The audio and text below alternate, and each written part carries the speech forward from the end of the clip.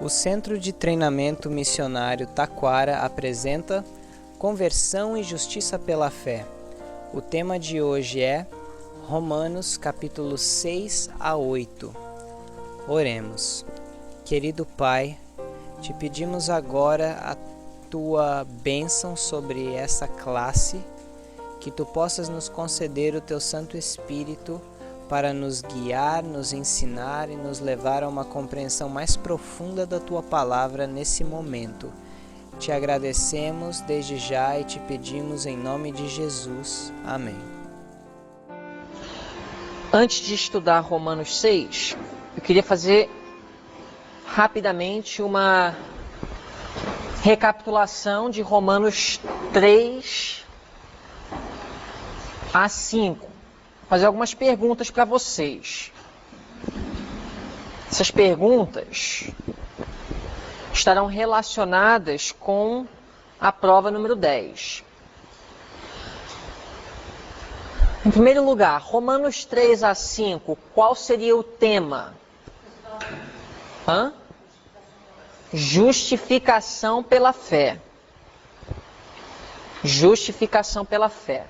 Em Romanos 3, Paulo, ele mostra duas coisas. Dois pontos principais que Paulo estabelece. Quais são? Romanos 3. Todos estão condenados. E todos abrangem o quê? Gentios e judeus, todos estão condenados. Qual é o outro ponto crítico que Paulo estabelece em Romanos 3? Quê? Não, isso aí ele só fala para ele não ser mal entendido, não faz parte de seu foco. Aquilo foi só um pequeno desvio para ele não ser mal entendido naquilo que ele estava estabelecendo. Um ponto, já foi falado, que todos estão condenados. Portanto, todos precisam da justificação como? Pela fé. Então, todos condenados. Se todos estão condenados, o único meio de justificação é pela fé em Cristo. No capítulo 4, ele usa uma personagem do Velho Testamento para ilustrar a experiência. Quem é essa pessoa? Abraão. Como é que a experiência de Abraão ilustra a verdade que ele estabeleceu de justificação pela fé em Romanos 3. Não é pelas obras. E como é que a experiência de Abraão ilustra isso?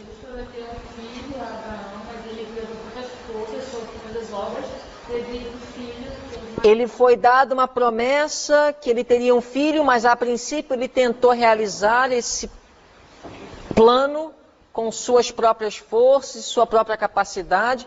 Deus deu para ele o rito da circuncisão para mostrar que não é pelas forças humanas, apesar de que a cooperação humana é fundamental, mas é pelo poder de Deus que a promessa seria cumprida. Então Abraão, ele ilustra a experiência de justiça pela fé porque ele creu na promessa de Deus que ele faria o que foi prometido, o que era humanamente falando impossível. Então, o rito da circuncisão é um sinal externo da experiência de justiça imputada.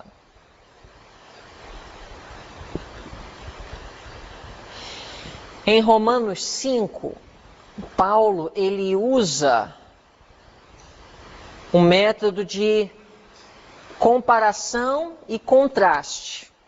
Ele compara duas pessoas. Quem são?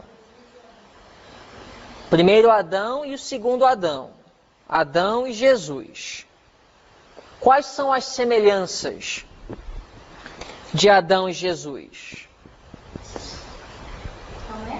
Quais são as semelhanças de Adão e Jesus? Como eles são iguais no contexto de Romanos 5? O ato de cada um deles ter consequências sobre Deus. Ok. A consequência da escolha de ambos afetou grandemente o mundo, certo? Ambos trouxeram grandes possibilidades para a raça humana, um para o bem e um para o mal. Como é que eles são diferentes?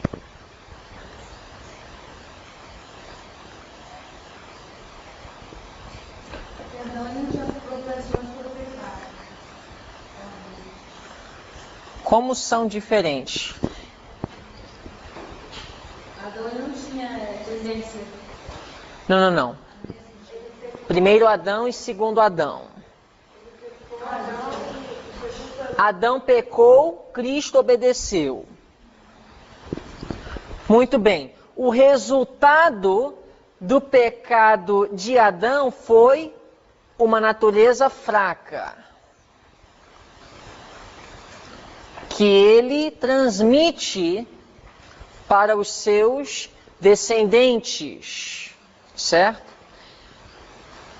Cristo, segundo Adão, a obediência dele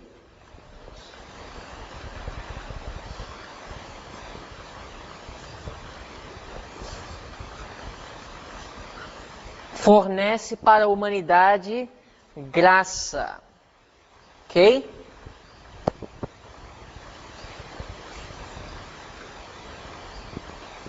Natureza fraca leva ao pecado. A graça ajuda a obedecer. O pecado leva condenação. Cristo, justificação. Condenação à morte. Cristo, vida eterna. Ok? São alguns pontos de diferença entre o primeiro Adão e o segundo Adão. Força para o mal, força ou poder para o bem. Ok? Injustiça, justiça. Condenação, justificação. Morte, vida. Ok? Vamos agora abrir em Romanos capítulo 6. Romanos capítulo 6.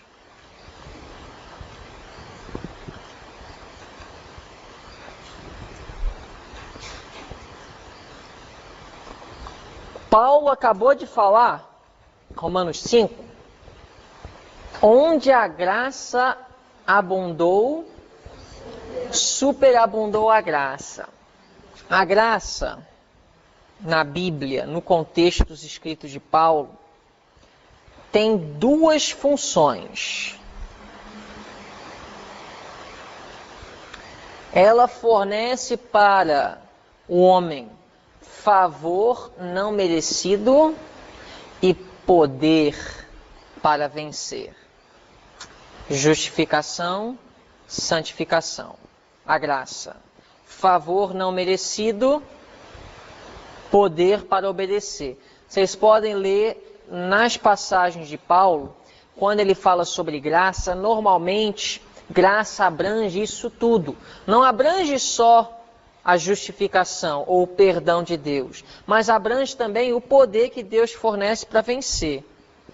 Então, Paulo falou, onde abundou o pecado, superabundou a graça. A Nova Teologia gosta muito dessa passagem. Mas os que creem na verdade presente também gostam dessa passagem. Por quê? Como é que uma passagem pode dar apoio para dois pensamentos totalmente diferentes? Cada um tem uma concepção diferente de graça, uma interpretação diferente, certo? Mas como seria então compreendida essa passagem pelos que defendem a teologia popular? Então, eu não preciso viver na fora da lei, eu posso pecar à vontade porque a graça me cobre. A graça já foi paga na cruz. Exato. A graça me cobre. Então, o pecado, onde ele superabunde, a graça, ela é maior. Então eu posso continuar pecando porque a graça vai cobrir. Então onde abundou o pecado, superabundou a graça. Que bom! Boas novas. Eu posso continuar pecando e ser perdoado e aceito com Deus. Boas novas para os defensores da nova teologia. Agora, nós acreditamos que a graça, ela cobre os pecados. Mas nós também acreditamos que a graça dá poder para vencer os pecados. Então, onde abundou o pecado, superabundou a graça. Ou seja, a graça de Cristo, favor não merecido, justificação, perdão, cobrimento dos pecados e também poder para vencer. Ficou claro? Agora, olha só como Paulo, até mesmo nos dias dele, pôde ver como suas palavras podiam ser mal compreendidas. A gente não precisa ir muito longe para descobrir o que Paulo quis dizer com as palavras onde abundou o pecado, superabundou a graça, que ele vai explicar no versículo 1 de capítulo 6. Olha só. Que diremos, pois? Permaneceremos no pecado para que a graça abunde? Se fosse assim, então a graça realmente basta. Porque se eu estou pecando, a graça, ela existe para cobrir, então eu posso permanecer no pecado. Viu a pergunta de Paulo? Propícia. Vamos permanecer no pecado porque a graça existe? Qual é a resposta? De acordo com a teologia de Paulo, de modo nenhum. Mas a teologia popular, que enfatiza a justificação e minimiza a necessidade da santificação, fala que a graça é o favor não merecido, mas não fala nada de poder para vencer o pecado, fala que a gente pode continuar pecando até a volta de Cristo, que Jesus vai resolver com seu sangue, até mesmo os pecados conhecidos, que a gente não consegue vencer de jeito nenhum. Olha só, alguns até usam a experiência de Paulo, o espinho na carne. Vocês lembram do espinho na carne? Bom, a Bíblia só fala que o espinho na carne, que ele teve e não conseguia se livrar de jeito nenhum. E ele queria se livrar. E aí, Jesus aparece para Paulo e fala o quê? Minha graça te basta. Sabe o que alguns dizem? Que o espinho na carne é o pecado. E Paulo queria se livrar do espinho da carne, mas Cristo aparece e fala, a graça te basta. Já pensou? Ou seja, Paulo queria vencer o pecado, mas Jesus falou, não, a graça te basta. Não se preocupa não, a graça te basta. Já pensou? E isso corresponde muito bem com a interpretação da nova teologia com Romanos 7. Daqui a pouco a gente vai ver. O homem de Romanos 7, aquele que quer fazer o bem e não consegue. E não quer fazer o mal e fica fazendo. Escravo do pecado, mas não se preocupa não, porque a graça te basta. Vamos ver se é isso que Paulo está ensinando aqui em Romanos 6. Porque na realidade Romanos 6 prepara o caminho para Romanos 7. Para compreender Romanos 7, você tem que entender o que ele falou em Romanos 6. Olha só. Permaneceremos no pecado para que a graça abunde? De modo nenhum. Nós que estamos mortos para o pecado, como viveremos ainda nele?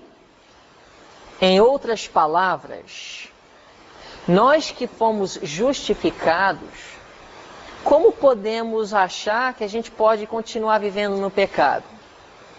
Porque quando ele fala mortos para o pecado, é a primeira vez que ele usa essa expressão.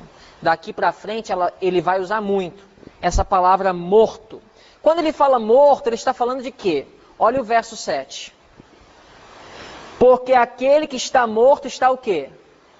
Justificado. Então volta para o versículo 2.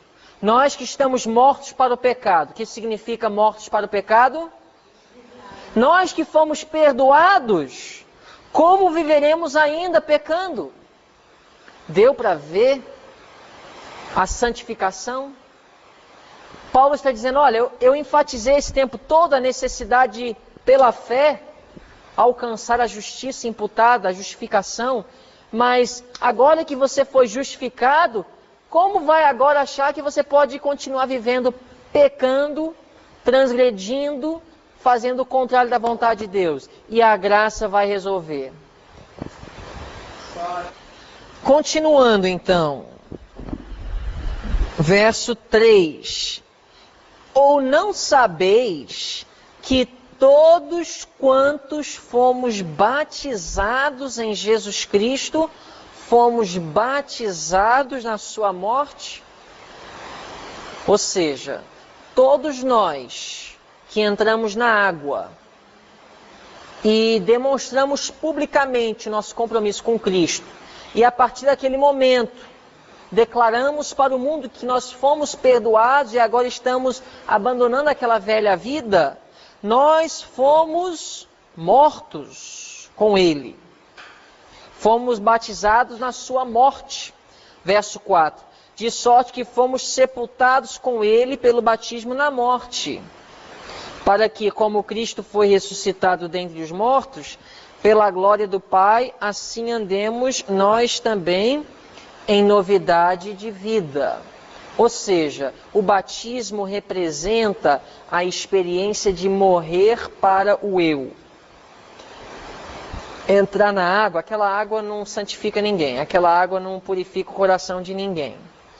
Mas é um símbolo de uma experiência que nós devemos ter antes de sermos aceitos na Igreja de Deus. Abandonar publicamente, ou declarar publicamente que abandonamos uma velha vida de pecado. Isso não quer dizer que não existem pecados ainda em nossas vidas que Cristo vai nos mostrar no decorrer da nossa caminhada. Mas os pecados conhecidos foram confessados, nós nos arrependemos deles e nós nos apegamos a Cristo para termos vitória e poder para viver uma vida em harmonia com a sua vontade. Verso 5. Porque, se fomos plantados juntamente com Ele na semelhança de sua morte, também seremos na da sua ressurreição. Aqui, apesar de que ele não vai falar muito nesse capítulo sobre esse tema, mas aqui ele está trazendo uma pincelada sobre glorificação. Se fomos plantados com Cristo na semelhança de sua morte, também o seremos na da sua ressurreição. Quando Cristo ressuscitou, ele ressuscitou com um corpo glorificado. Vocês sabem que o corpo humano de Cristo, quando ele ressuscitou, era o corpo humano de Adão antes da queda. Ou seja, a mesma natureza. Uma natureza que não morre, uma natureza que é perfeita, que não perde os cabelos, dentes, vista, capacidade de ouvir.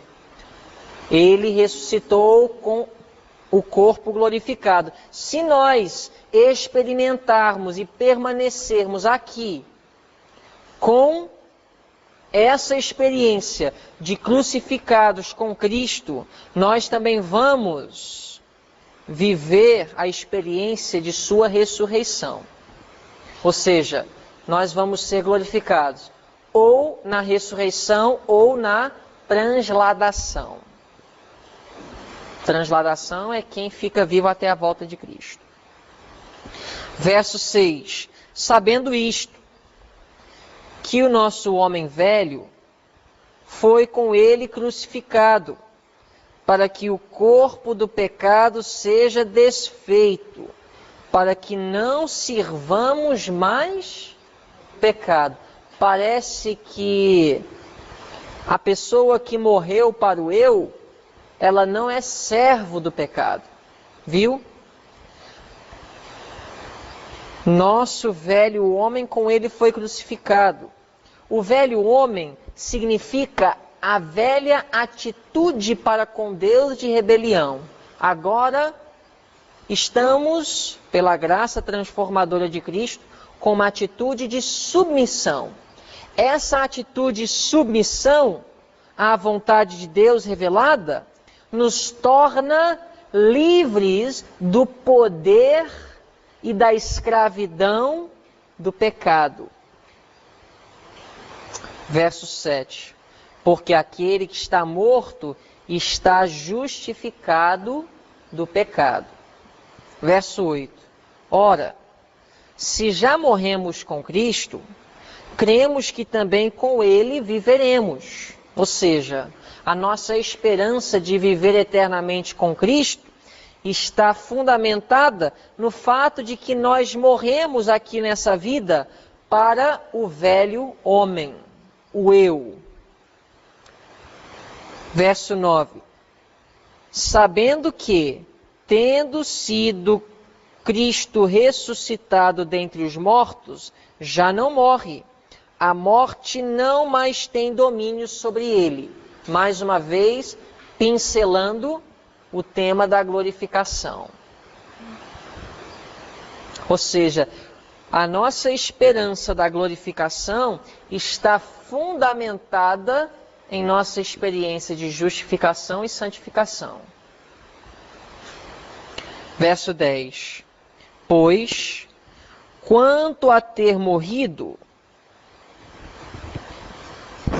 de uma vez morreu para o pecado, mas quanto a viver, vive para Deus.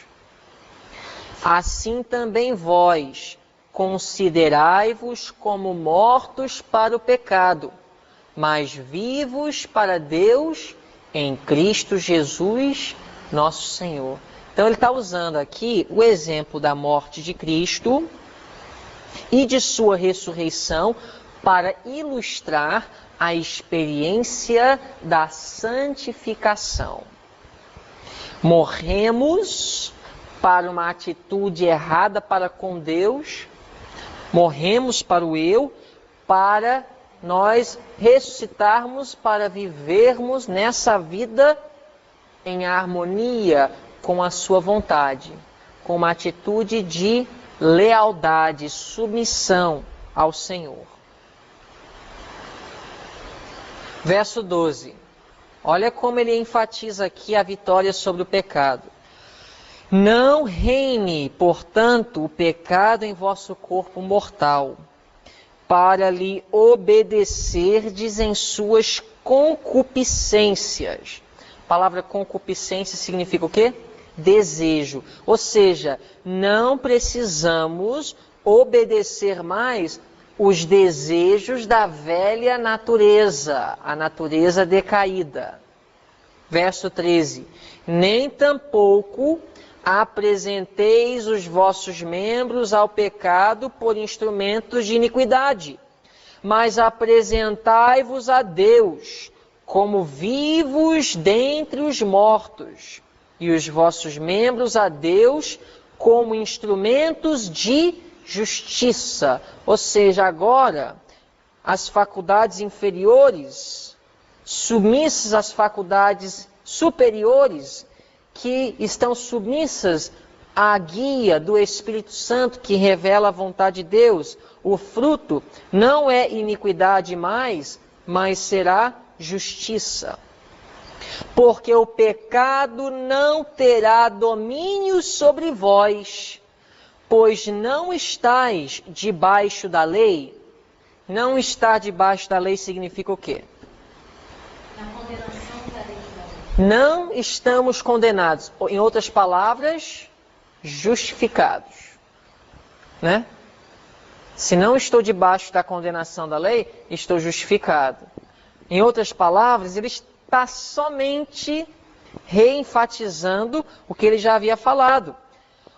O pecado não precisa ter domínio sobre nós. Não precisamos continuar servindo os desejos da carne. Não precisamos continuar vivendo no pecado. Por quê?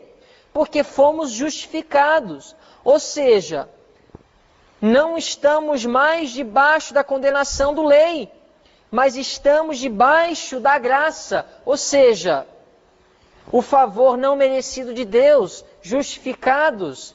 Também o poder de Deus para sermos transformados. Por isso, não precisamos deixar que o pecado tenha domínio sobre nós. Verso 15. Pois que pecaremos porque não estamos debaixo da lei? Ele já não falou isso? Onde é que ele falou isso? Verso 1. Lembra quando ele falou? No verso 1, pecaremos para que a graça abunde? De modo nenhum. Aqui ele fala, pois que pecaremos porque não estamos debaixo da lei, mas debaixo da graça? De modo nenhum. Ele apenas repetiu o que ele falou no versos 1 e 2. Verso 16, não sabeis vós que a quem vos apresentardes por servos para lhe obedecer, sois servos daquele a quem obedeceis, ou do pecado para a morte, ou da obediência para a justiça. Se estamos obedecendo à voz de Satanás, estamos praticando o pecado, não estamos então ouvindo a voz de Cristo, que nos leva a praticar a justiça. Jesus mesmo falou, não podemos obedecer dois senhores. Em Gálatas, Paulo fala, já estamos crucificados com Cristo, e já não vivo mais eu, mas Cristo vive em mim. E Cristo não vai viver num trono dividido. Ou estamos ouvindo a voz dele, ou estamos ouvindo a voz do tentador. Não podemos servir os dois ao mesmo tempo. Ou estamos vivendo uma vida de derrota, ou estamos vivendo uma vida de vitória.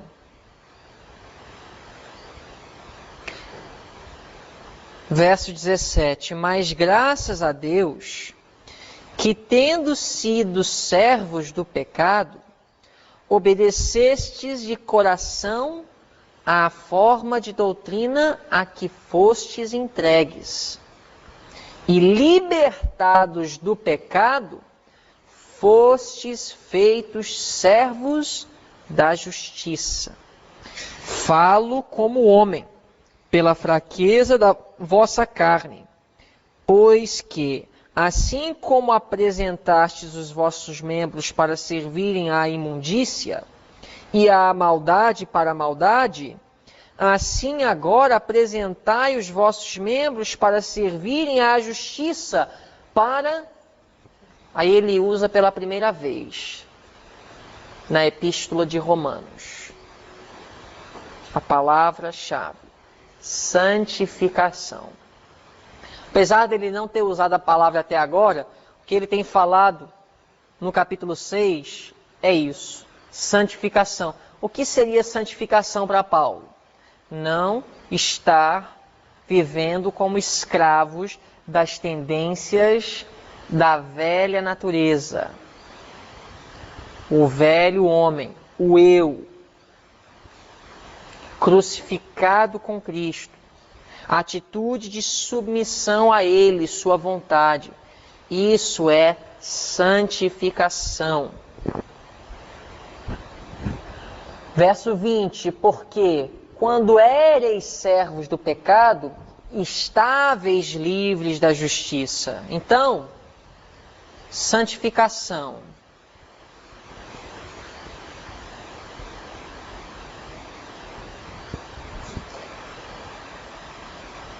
Não ser servo do pecado, ou o processo através do qual Deus nos libera do poder e da força do pecado. Porque Paulo falou muito da justificação, e justificação pela fé. Muitos usariam mal as palavras de Paulo, e ele sabe disso, achando que a graça então é para cobrir os pecados. Os pecados, sim, são cobertos pela graça de Cristo, mas os pecados dantes cometidos. Mas uma vez que estamos justificados pela fé em Cristo, agora devemos andar em harmonia com a sua vontade, pela mesma graça que nos perdoou. O problema muitas vezes é que ao combater um extremo, a tendência é para pular para outro. E Paulo aqui em Romanos está combatendo realmente a mentalidade judaica de que uma ligação externa com a igreja ou com Abraão, ou a circuncisão, ou as obras e a obediência justifica o homem. E ao combater isso, ele poderia dar margem para pessoas que não têm compromisso para com Deus e de obedecê-lo perfeitamente, de achar que estão bem. A graça basta. Então ele está trazendo a harmonia, conciliando ideias, trazendo equilíbrio à sua teologia. Verso 21. E que fruto tinhais, então, das coisas de que agora vos envergonhais? Porque o fim delas é a morte. Mas agora, libertados do pecado e feitos servos de Deus, tendes o vosso fruto para a santificação e por fim o quê? A vida eterna. Essa passagem deixa claro demais que a santificação é necessário para a salvação. Ou seja, sim, justificação é importantíssimo, mas não podemos achar que a nossa justificação, independente da nossa santificação, já é uma garantia de salvação. Você pode ter perdão sem salvação. Você não pode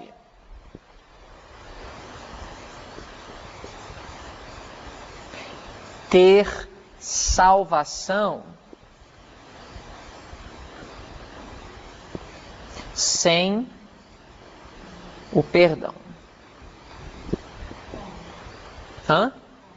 Como? Como? Deixa eu explicar.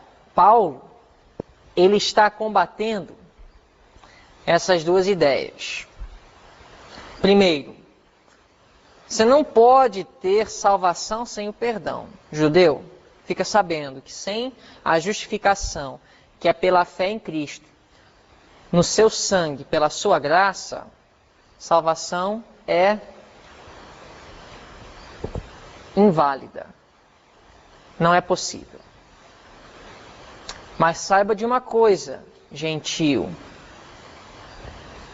que você pode ter perdão sem salvação. Como? Você foi perdoado, transferiu os seus pecados através da confissão a Cristo e você tem agora os seus pecados registrados no santuário celestial, porque não foram apagados, só são apagados quando o santuário é purificado, no final do dia da expiação, e você volta a viver servindo aquela mesma concupiscência. Foi perdoado, mas aquele perdão, como todo perdão, depende, para ele valer, da santificação. É igual a árvore. A árvore não foi perdoada? Lembra da árvore? Foi ou não foi perdoada? O vinhateiro falou, deixa. Lembra? Perdão. Mas agora, aquele perdão, para no final a árvore ser salva, dependia do quê? Dar o quê? Frutos. Olha o que Paulo acabou de dizer.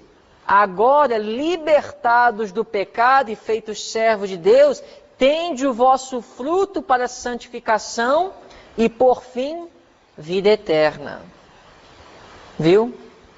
Então, a árvore da parábola nos ensina que existe perdão sem salvação. Perdão não é salvação. Perdão é uma oportunidade de alcançar a salvação. Assim como o perdão para a árvore era uma oportunidade dela permanecer em pé. Mas o que realmente era necessário para ela permanecer em pé era o quê? Fruto. E o fruto, de acordo com essa passagem, é o fruto da santificação. E a santificação na parábola da árvore era o quê? Cristo trabalhar na árvore para ajudar, adubar, aguar, podar, fazer de tudo para que ela pudesse produzir. Verso 23. Porque o salário do pecado é a morte, mas o dom gratuito de Deus é a vida eterna, por Cristo Jesus, nosso Senhor. Ok, Romanos 7.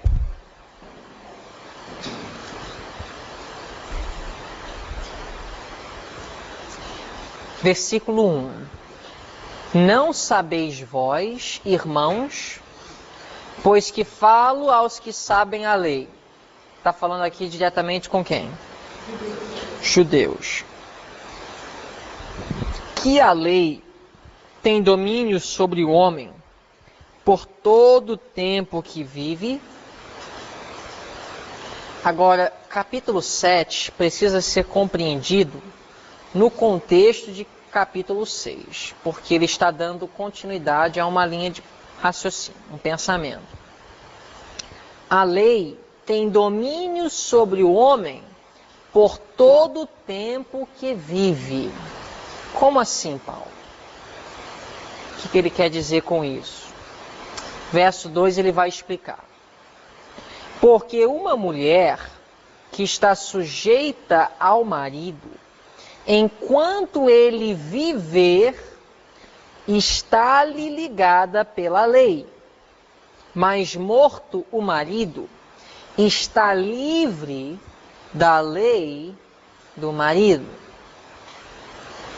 Paulo, ele vai usar uma ilustração para enfatizar e ensinar o que ele acabou de falar no capítulo 6. Igual ele fez no capítulo 3, lembra? Capítulo 3 ele falou uma verdade, estabeleceu um ponto, aí logo no capítulo 4 ele deu uma ilustração. Está fazendo a mesma coisa aqui, o mesmo método. Estabeleceu uma verdade, agora ele vai ilustrar. Qual foi a verdade que ele estabeleceu em capítulo 6? O que foi enfatizado várias vezes?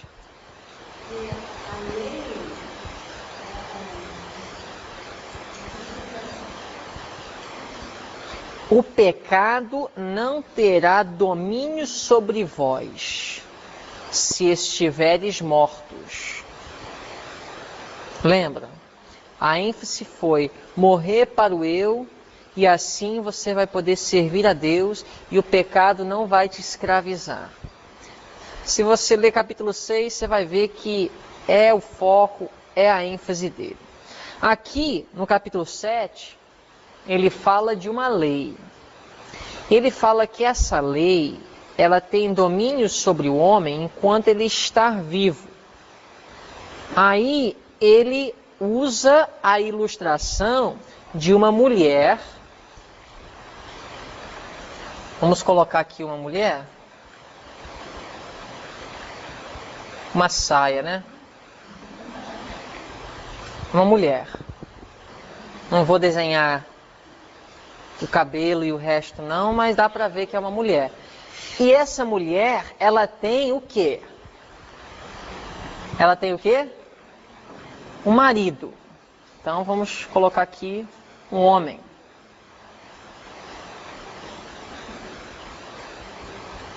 Ok? Marido e a mulher. Então ele falou no capítulo 7, verso 1, um princípio, baseado no que ele ensinou no capítulo 6. Que o homem, quando ele está vivo, ele está debaixo da lei. Se ele estiver morto, ele está livre da lei. No capítulo 6, não é isso que ele ensinou? Quando o velho homem não está crucificado, quando ele está vivo, estamos debaixo da condenação da lei. Mas quando o velho homem está morto, estamos livres do pecado, justificados e agora libertos para viver uma vida santificada para Deus. Não foi isso que ele falou? No capítulo 7 ele fala, então, esse ponto fica estabelecido. Mortos, estamos livres da lei. Vivos, somos escravos da lei. Certo? Aí no verso 2, capítulo 7, ele vai ilustrar. Tem uma mulher.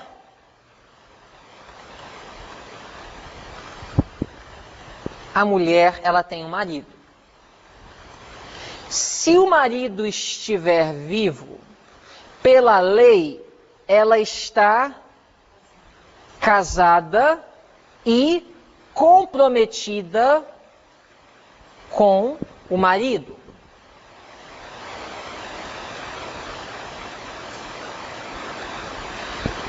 Existem duas possibilidades dela casar com outro. Quais são as duas possibilidades da mulher casar com outro? Hã? Ok. Se não houver adultério da parte dele, mas ele morreu,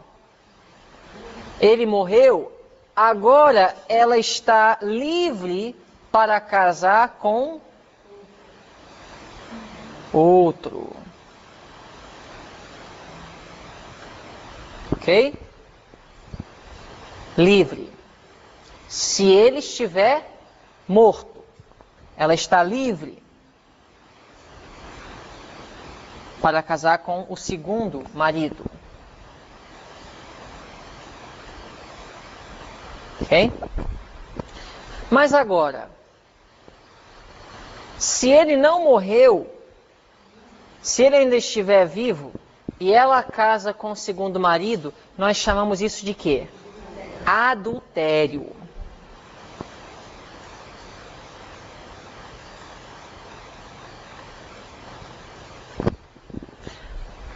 A pergunta é: quem é o primeiro marido? Quem é a mulher? E quem é o segundo marido?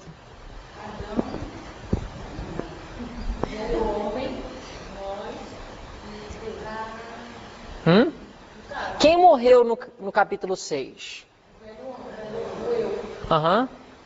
E quando o velho homem morre, nós casamos com quem?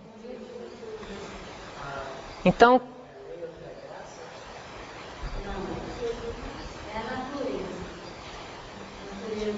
vamos ver no versículo 3. Vamos deixar Paulo falar, porque ele é ele que está escrevendo, ele que sabe, né? Verso 3. De sorte que, vivendo o marido, será chamada adúltera. Ou seja, se ela casar com o segundo marido e o primeiro marido ainda está vivo, ela é chamada de quê? Adúltera. Isso aí está claro, né? Mas, morto o marido, ou seja, o primeiro marido morto, agora ela está livre da lei e assim não será adúltera se for de outro marido, segundo marido, certo? Isso aí está claro, né? Que é um princípio básico que Paulo está usando aqui para ilustrar.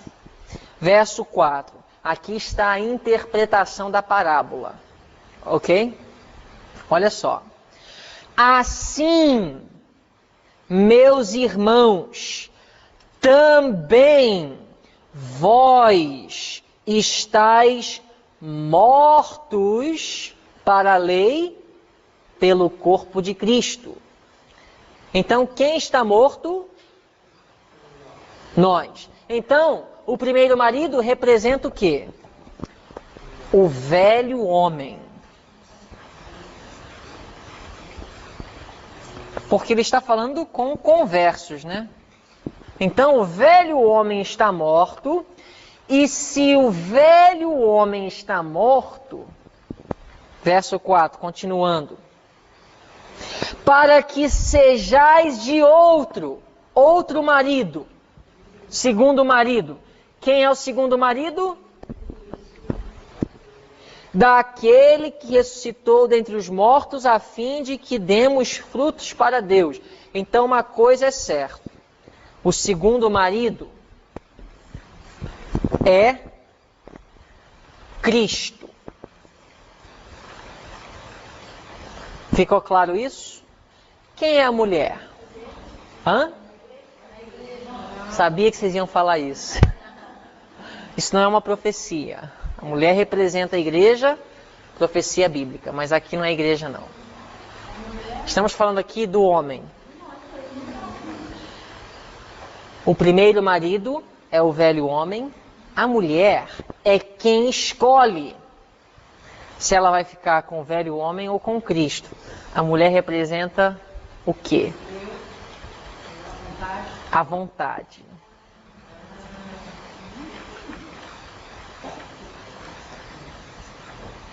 O poder que governa a natureza do homem é o quê?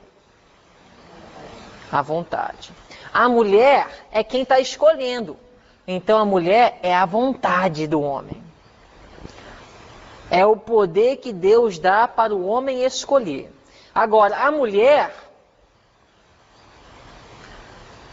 se o velho homem está morto, ela está livre para casar com o segundo marido.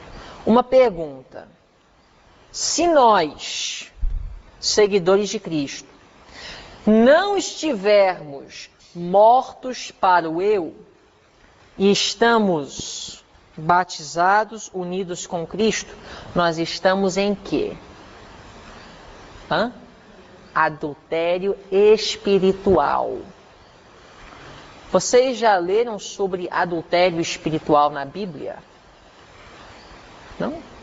Tiago, capítulo 4, ele fala: adúlteros e adúlteras, não sabeis vós que a amizade com o mundo é inimizade com Deus? O que é adultério espiritual? É um relacionamento ilícito. Que adultério é um relacionamento ilícito. É uma intimidade ilícita com outro. No Velho Testamento, lembra que Deus falava com Judá? Através do profeta Jeremias. Chamava a igreja de adúltera. Porque o Judá estava cometendo adultério. Como? Ela estava se prostituindo com outros deuses. Ela escolheu outros maridos. Apesar de professar ser de um, ela estava tendo relacionamentos íntimos com outro. Então, quando a igreja ela está desenvolvendo amizades ilícitas, relacionamento íntimo com aqueles que são inimigos de Deus, Deus chama isso de adultério. Nós, individualmente, quando nós acariciamos e escolhemos viver gratificando os desejos da carne e ao mesmo tempo professamos união com Cristo, nós, pessoalmente, individualmente, estamos cometendo adultério espiritual. Vamos continuar então. Versículo 5. Porque quando estávamos na carne, quando ele fala estávamos na carne, baseado na parábola, quando estávamos casados com o primeiro marido, deu para entender? Ok. Quando estávamos na carne, as paixões do pecado, dos pecados, que são pela lei, operavam em nossos membros para darem fruto para o quê? A morte. Ou seja, quando vivíamos gratificando os desejos da carne, nós escolhíamos um caminho que levava à morte. Verso 6, mas agora temos sido libertados da lei. Que lei é essa? A lei do pecado. Não é a lei de Deus. Olha só. Temos sido libertados da lei, tendo morrido para aquilo que estávamos retidos. Exatamente. A condenação. Para que sirvamos em novidade de espírito e não na velhice da letra. É o que ele falou 2 vezes em Romanos 6, lembra? Se nós fomos perdoados, justificados, não estamos mais condenados, não estamos mais debaixo da lei, estamos agora livres para servir a Deus, obedecer. Então vamos continuar. Mas agora temos sido libertados da lei, tendo morrido para aquilo que estávamos retidos, para que sirvamos em novidade do Espírito e não na velhice da letra. Que diremos, pois? É a lei pecado? De modo nenhum. Mas eu não conheci o pecado, senão pela lei. Porque eu não conheceria a concupiscência, ou a cobiça, se a lei não dissesse, não cobiçarás. Aqui o que Paulo está dizendo é o seguinte, gente. A lei, ela opera ira. A lei, ela condena. A lei exige do transgressor a morte. Quando nós estamos, pela fé, justificados em Cristo, não estamos mais debaixo da condenação dessa lei. Mas essa lei, ela é boa. Não podemos dizer que a lei é pecado, ou que a lei é maldita. De forma alguma. A lei, ela só serve para mostrar o pecado. E a lei condena, na realidade, no sentido que a lei é o meio pelo qual Deus condena. Deus usa a lei para julgar e medir todo o homem. Não é que a lei em si, ela é má. A lei está exigindo a morte do pecador. Não é isso. É uma expressão. Na realidade, é um princípio que Deus estabeleceu. Que na realidade é o princípio da vida. Que o pecado leva à morte. É igual à lei da gravidade. A lei da gravidade, ela exige que a pessoa que pula do teto cai. Mas não é que a lei da gravidade é má. Não é que a lei da gravidade está exigindo algo mal. Entendeu? Mas é uma lei. É lógico que no verso 7 estamos falando da lei dos 10 mandamentos. É, claro. Não cobiçarás. Mas é essa mesma lei moral que condena o transgressor. Ela justifica e ela também condena. Mas na realidade ela não faz nada. Deus usa essa lei para medir cada pessoa. Então Deus vai justificar ou Ele vai condenar de acordo com a lei. Sendo que nós não andamos em harmonia com ela, e o único meio de pagar essa dívida é a morte, Cristo morreu e então Cristo oferece a justificação pela fé. Isso aí já falamos bastante. Verso 8. Mas o pecado, tomando ocasião pelo mandamento, operou em mim toda a concupiscência, porquanto sem a lei estava morto para o pecado. O que isso significa?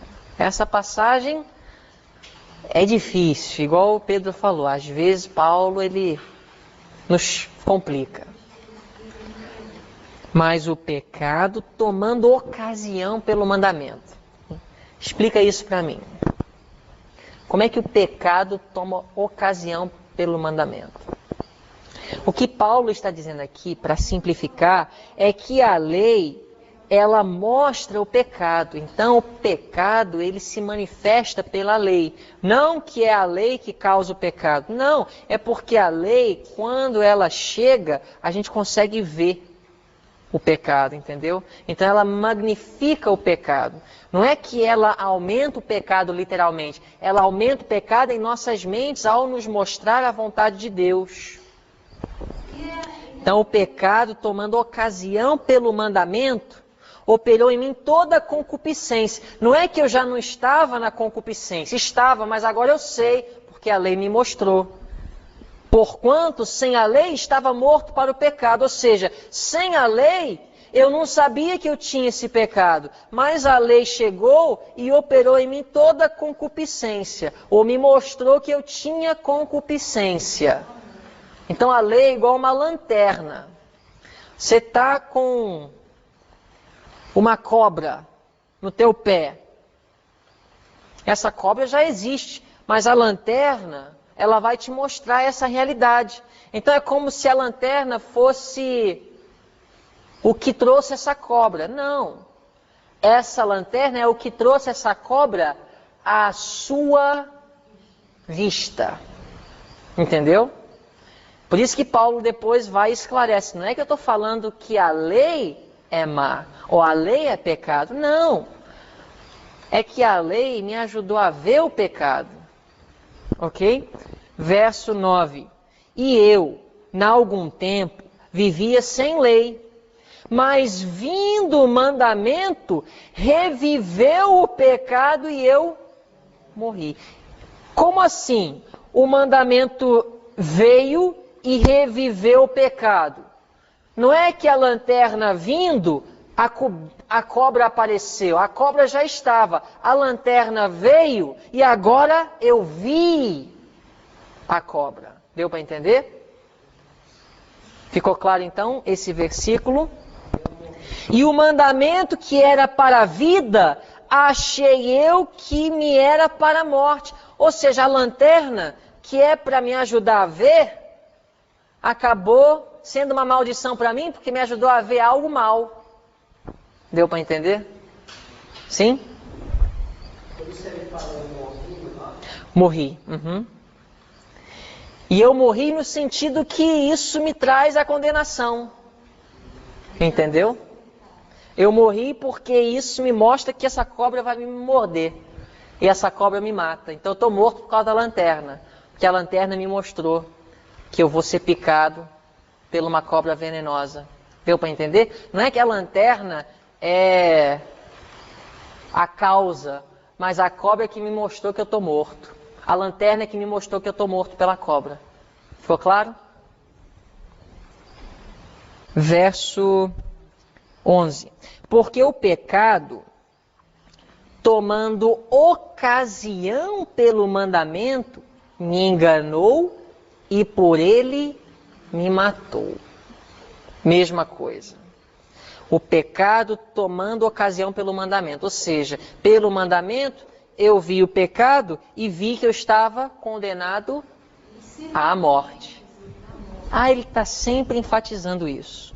Verso 12. E assim a lei é santa, e o mandamento santo, justo e bom. Por que ele falaria isso agora? Isso aí é um parêntese. É um parêntese. Por que ele fala isso agora? Para ele não ser mal entendido, porque ele está falando da lei como se a lei fosse a maldição. A lei é apenas o que está mostrando a maldição. Mas parece que a lei é a maldição. Então ele fala, a lei é boa, santa, o mandamento justo e bom. Logo tornou-se-me o bom em morte de modo nenhum. Ou seja, o bom, que é a lei, causou a morte? Não. Ela apenas revelou a morte. Deu para entender isso? A lei, ela não causou a morte, ela revelou a morte. O que traz a morte? O pecado, que é a transgressão da lei. E a lei mostra o pecado. Mas a lei não opera a morte, mas a lei revela que nós estamos mortos no pecado. Sim? Mas o pecado, para que se mostrasse pecado, operou em mim a morte pelo bem, que é a lei, a fim de que pelo mandamento o pecado se fizesse o quê? Excessivamente maligno. Pela lei a gente consegue ver o nosso perigo. Entendeu? Pela lei a gente consegue ver a excessividade do pecado. Exatamente. Verso 14. Porque bem sabemos que a lei é o quê? Se a lei é espiritual, então qual é o problema? Mas eu sou o quê? Eu é que tenho o problema. Eu sou carnal, vendido sob o pecado. Essa pessoa aqui, que está vendida sob o pecado, tem a mesma experiência que ele descreveu em Romanos 6? Libertos do pecado, o pecado não terás domínio sobre vós, não terás que servir mais o pecado. É a mesma experiência? Esse vendido é escravo do pecado. É aquele que ainda está pecando e não consegue se livrar dos seus maus hábitos. Porque o que faço, não o aprovo. Ele está aqui descrevendo a experiência do escravo do pecado. Pois o que quero, isso não faço, mas o que aborreço, isso faço. Você olha para a torta e você sabe que a barriga não aguenta mais. E você fala, não posso. E você acaba comendo. O que não quero, faço. E o que faço, não quero. É a experiência daquele que não tem domínio próprio. É a experiência daquele que não tem domínio sobre as faculdades inferiores do seu ser. É aquele que continua servo do pecado. Aquele que ainda está casado com quem? Primeiro marido, o velho homem. Mesmo tendo uma ligação externa, ou professa com Cristo. Por isso que hoje a gente vê o adultério dentro da igreja. O marido, ancião da igreja, até mesmo talvez um pastor, externamente casado com Cristo, né? Tem a sua esposa, seus filhos, cai no adultério. O que ele quis, ele não fez. O que ele não quis, ele fez. É o quê? É o resultado do adultério espiritual. Ele ainda é servo do velho homem. Não venceu o apetite. A irmã White fala que aquele que não vence o apetite não vai conseguir vencer outras coisas. Continua comendo carne, sabendo que Deus não quer que come carne. Não consegue abandonar o uso de alimentos que Deus condena. Não tem domínio próprio. Essa experiência de não ter o domínio próprio vai se manifestar quando uma tentação maior surgir. Como, por exemplo, uma mulher atrativa, cativa a atenção dele, ele vai esquecer de sua esposa, esquecer dos filhos e vai cair na cama, vai cometer o adultério e o fim, morte. O que é isso? Não morto para o velho homem. O que ele quis, ele não fez. E o que ele não quis, ele fez. É a experiência do homem de Romanos 7. Então, isso não deve nos surpreender que hoje, muitos casos desses, como eu mencionei agora, são existentes em nossa própria igreja. Porque a nossa igreja, de um modo geral, está pregando que a experiência do homem de Romanos 7 é uma experiência real, normal, do cristão verdadeiramente convertido. Então, se é o que nós estamos ensinando para a nossa membresia, o que devemos esperar da qualidade de experiência dela com Cristo? Se nós estamos ensinando dos púlpitos que a experiência do homem de Romanos 7 é normal para o homem que está em união com Cristo, então a gente só deve esperar o quê? O adultério, todo mundo não conseguindo se adaptar à dieta que Deus fala que a última geração vai adotar, música que sabemos que não é aprovada por Deus e tudo que a gente vê hoje. Muito bem, verso 18. Porque eu sei que em mim, isso é, na minha carne, não habita bem algum, natureza. E com efeito, o querer está em mim, mas não consigo realizar o bem. E dizemos que isso é normal.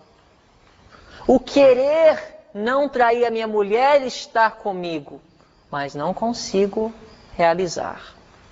Não tem problema não. A graça basta, onde o pecado abundou, superabundou a graça. É o teu espinho na tua carne. Quando Jesus voltar, ele vai resolver teu problema.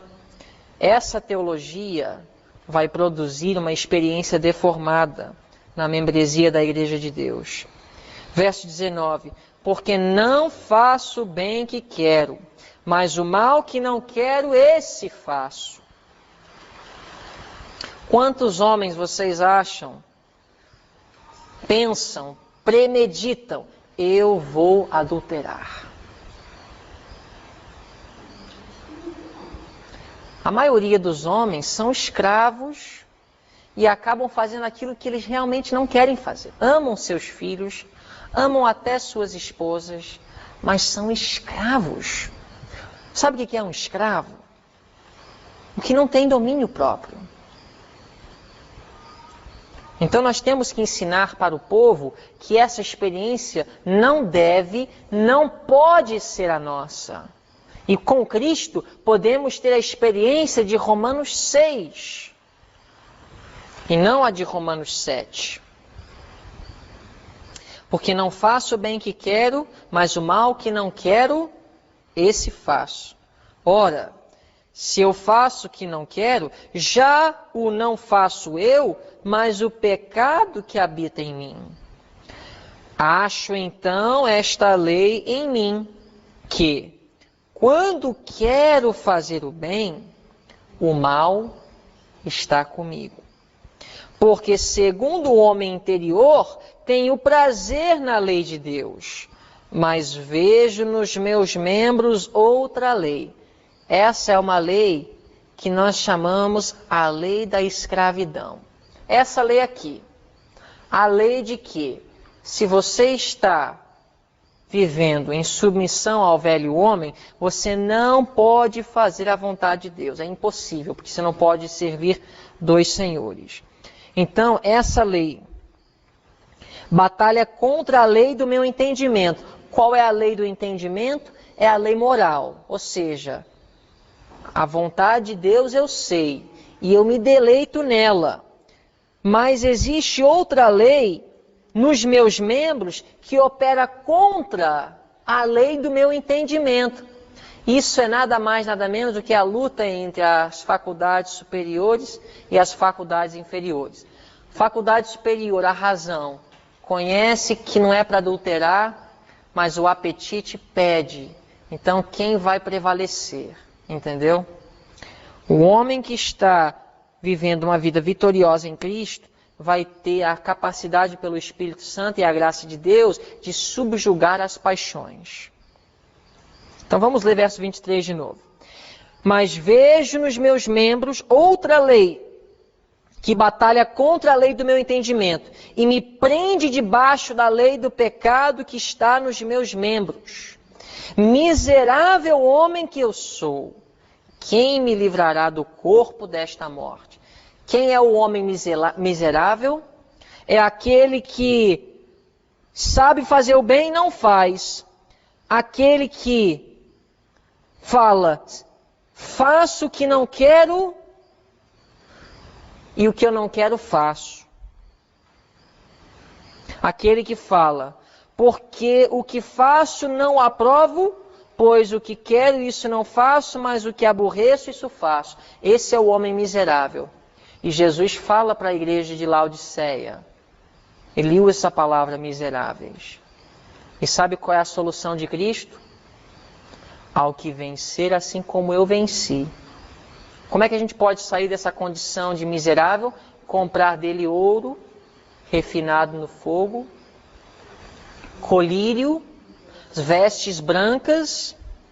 Então Jesus, ele mostra à igreja de Laodiceia que ela não precisa permanecer na condição de um homem miserável, ou seja, na condição do homem de Romanos 7. Verso 25. Quem vai me livrar dessa condição? Dou graças a Deus por Jesus Cristo, nosso Senhor. Assim que eu mesmo, com o entendimento, sirvo a lei de Deus, mas com a carne, a lei do pecado. Não pode ser os dois. Ou eu estou servindo a lei de Deus, ou eu estou servindo a carne. No capítulo 8 ele vai deixar isso claro. Você não pode estar fazendo os dois. Quem vai me livrar do corpo dessa morte? Cristo Jesus. Ou eu estou vivendo a experiência do homem miserável, que não consegue realizar o que ele quer, vive como escravo do velho homem, da velha natureza, ou a experiência do homem que tem uma ligação vital com Cristo e produz o fruto para a santificação e, por fim, a vida eterna. Agora, deixa eu passar para vocês as duas perguntas do Caminho a Cristo, do capítulo que vocês vão ler hoje à noite. Amanhã vai ter uma prova. Só que a prova de amanhã, ela vai ser no final da aula. Vai ter uma prova e depois uma recapitulação para o provão. Hoje à noite vocês vão ler capítulo 13, Alegria no Senhor. As duas perguntas que vão cair na prova são as seguintes. Como é que muitos cristãos estão dando para outros uma falsa ideia de Deus e da vida cristã? Como é que muitos cristãos estão dando para outros uma falsa ideia de Deus e da vida cristã?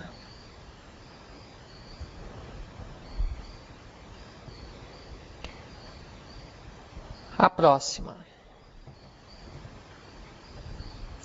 Devemos conservar sempre viva na memória o que, a fim de nos fortalecer para enfrentar o que nos aguarda no restante de nossa peregrinação. Devemos sempre conservar vivas na memória o que, a fim de nos fortalecer para enfrentar o que nos aguarda no restante de nossa peregrinação.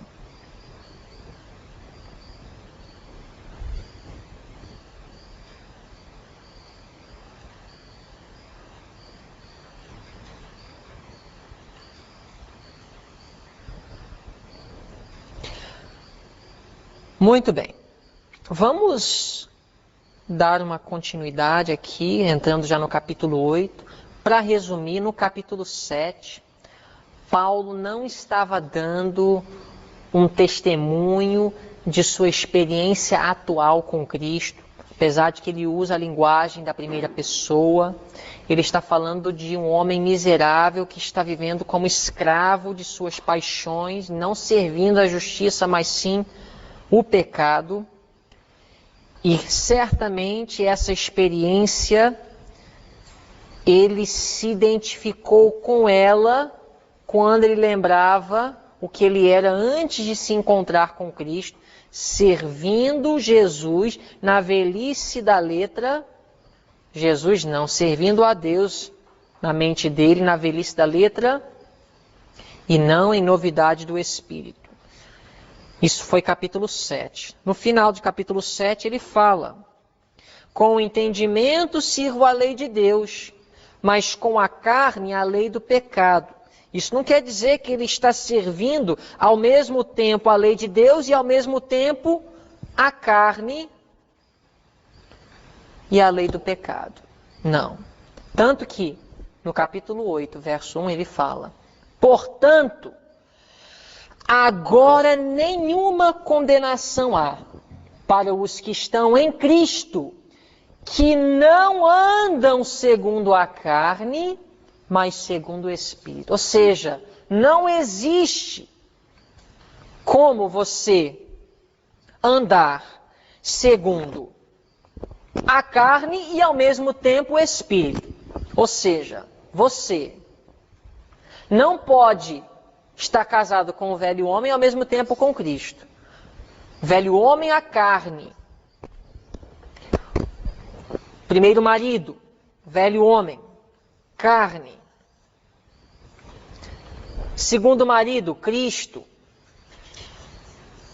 Espírito. Aqui no capítulo 8, verso 1, ele fala que ou é um ou outro. Se são os dois, adultério espiritual. Tanto que Cristo fala para a igreja de Laodiceia: eu prefiro que vós estivesses frio do que morno. O que é estar morno? É estar com os dois. Se vai servir o velho homem, as paixões e os pecados, então é melhor nem professar uma ligação com Cristo. Ou seja, se vai continuar rejeitando luz revelada, você vai acabar blasfemando o nome de Deus perante os gentios. Então é melhor ser um deles. Verso 2. Porque a lei do Espírito de vida em Cristo Jesus me livrou da lei do pecado e da morte. Porquanto o que era impossível à lei, visto como estava enferma pela carne, o que está enfermo é a carne. Portanto, nós, na carne, não podemos agradar a Deus servindo sua lei. Visto como estava enferma pela carne, a lei, Deus, enviando a seu Filho em semelhança da carne do pecado, pelo pecado, condenou o pecado na carne. Então, Cristo veio, ele condenou o pecado na carne do pecado, condenou o pecado na carne do pecado, viveu uma vida vitoriosa e agora ele imputa e comunica essa experiência aos seus seguidores, e no verso 4 fala: para que a justiça da lei se cumprisse em nós. Isso é santificação, que não andamos segundo a carne, mas segundo o Espírito. Porque os que são segundo a carne inclinam-se para as coisas da carne, mas os que são segundo o Espírito para as coisas do Espírito. Porque a inclinação da carne é morte, ou seja, viver obedecendo à carne ou não subjugando essa inclinação, nós vamos acabar no caminho da morte. Mas a inclinação do Espírito é vida e paz. Ou seja, se pelo Espírito a razão consegue dominar e controlar a carne, teremos vida e paz. Verso 7.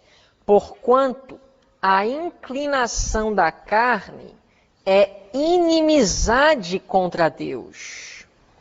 A inclinação da carne, se ela não for subjugada e dominada pelo poder do Espírito, nós estaremos em inimizade contra Deus.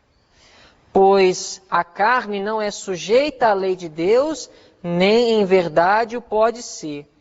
Portanto, os que estão na carne não podem agradar a Deus. Veja bem, olha, os que estão na carne, os que estão casados com o primeiro marido, não podem agradar a Deus.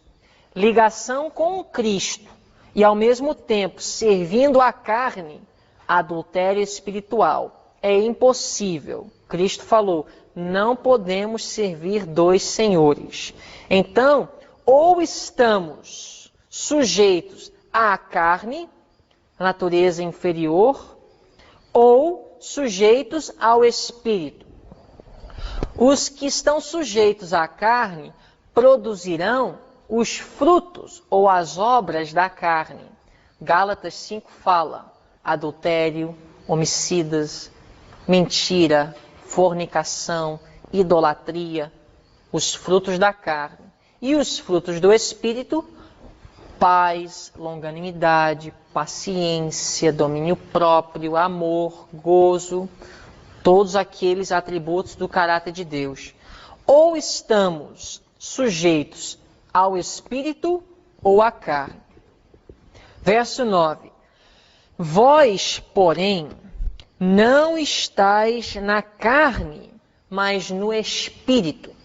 Veja bem, se não estamos na carne, mas no Espírito, ou seja, casados, unidos com o segundo marido, o velho homem, o primeiro marido morto, então é impossível estar na experiência descrita em Romanos 7. Veja bem, verso 9. Vós, porém, não estáis na carne, mas no Espírito. Se é que o Espírito de Deus habita em vós. Quem estava habitando no homem de Romanos 7? Olha o que ele fala. Romanos 7. Já o não faço eu, mas o pecado habita em mim. No verso 9 de capítulo 8, vós, porém, não estáis na carne, mas no Espírito, se é que o Espírito de Deus habita em vós. Mas se alguém não tem o Espírito de Cristo, esse tal não é dele. Ou seja, o homem, descrito em Romanos 7, ele está vivendo como escravo das paixões. O bem que ele quer, ele não faz. E o que ele não quer fazer, ele acaba fazendo. Tem uma compreensão da lei. Teoricamente quer fazer o certo, mas na experiência ele não realiza o bem. Essa não é a experiência daquele que é guiado pelo Espírito. Continuando, verso 10. E se Cristo está em vós, como é que Cristo está em vós? Baseado no que ele falou anteriormente. Como Cristo está em vós? Como é que Cristo habita no coração? Sim, quando o velho homem morre, o que ele falou no versículo 9? Quem habita? O Espírito Santo habita em nós. Que Cristo, quando ele ressuscitou, ele continuou com o corpo humano, vocês sabem, né? Corpo glorificado. Então, quando Cristo habita em nós, ele habita em nós através do Espírito Santo. Então, se Cristo está em vós, o corpo, na verdade, está morto por causa do pecado. Então, se Cristo habita em nós, primeiro marido, crucificado com o Cristo, já não vivo eu, mas Cristo vive em mim. Mas o Espírito vive por causa da justiça. Verso 11. E se o Espírito daquele que dentre os mortos ressuscitou a Jesus habita em vós, aquele que dentre os mortos ressuscitou a Cristo também vivificará os vossos corpos mortais pelo seu Espírito que em vós habita. No verso 11, o que ele quis dizer? O mesmo poder que ressuscitou Cristo dentre os mortos é o poder que vai transformar as nossas vidas para que vivamos em harmonia com a vontade de Deus. Aquele que tem o poder de vivificar os mortos é aquele que tem o poder de vivificar os que estão mortos em transgressões e pecado. Verso 12. De maneira que, irmãos, somos devedores, não à carne, para viver segundo a carne, ou seja, não precisamos viver segundo a carne, porque se viverdes segundo a carne, o que vai acontecer? Morrereis. Mas se pelo Espírito mortificardes as obras do corpo, vivereis. Vocês estão conseguindo ver que Paulo está falando que não é meio termo? Ou é um ou é outro? Ele está falando, ou a gente vive submisso à carne, ou a gente vive submisso ao Espírito. No capítulo 6, ele descreveu a experiência de viver submisso ao quê? No capítulo 6, ao Espírito. No capítulo 7, ele descreve a experiência de viver submisso à carne, o velho homem. Verso 14. Porque todos os que são guiados pelo Espírito de Deus, esses são o quê? Filhos de Deus. Nós vamos terminar por aí. Amanhã, terminando o capítulo 8, nós vamos estudar 2 temas. Filhos de Deus e predestinação. Filhos de Deus e predestinação. Quem são os filhos de Deus? Baseado em Romanos 8,14, os filhos de Deus são os que são guiados pelo Espírito. Só que, quando nós somos justificados, nós somos chamados filhos de Deus. Mas isso de ser chamado filho de Deus é apenas um título. Mas Deus quer nos tornar filhos de Deus. Quando somos perdoados, justificados, Deus, Ele olha para a gente como se nós estivéssemos vivendo segundo o Espírito. E Ele fala, filho de Deus, irmão de Cristo. Mas isso é o nosso título para o céu. Mas agora, a nossa adaptação para o céu é Deus nos tornar filho de Deus. E a experiência do filho de Deus é o quê? Aquele que vive submisso ao Espírito. Ele dá fruto do Espírito, que é o caráter de Deus. E predestinação. Romanos 8 fala de predestinação. O que é? O que Paulo quis dizer quando ele cita a predestinação? Amanhã nós vamos estudar isso. Então amanhã, depois de estudar o tema Filhos de Deus e predestinação, prova número 10, que vai abranger Romanos 3 a 8, e as 2 perguntas de caminho a Cristo, que eu já passei para vocês, e depois da prova, revisão para o provão na sexta. Oremos. Querido Deus que habita nos altos céus, te agradecemos, Senhor, pela luz da tua palavra, por esses capítulos inspirados de Romanos. Ajuda-nos, Senhor, dá-nos força para vivermos pelo Espírito e não mais pela carne. Tem misericórdia de nós, pecadores. Transforma-nos, concede-nos o teu Santo Espírito.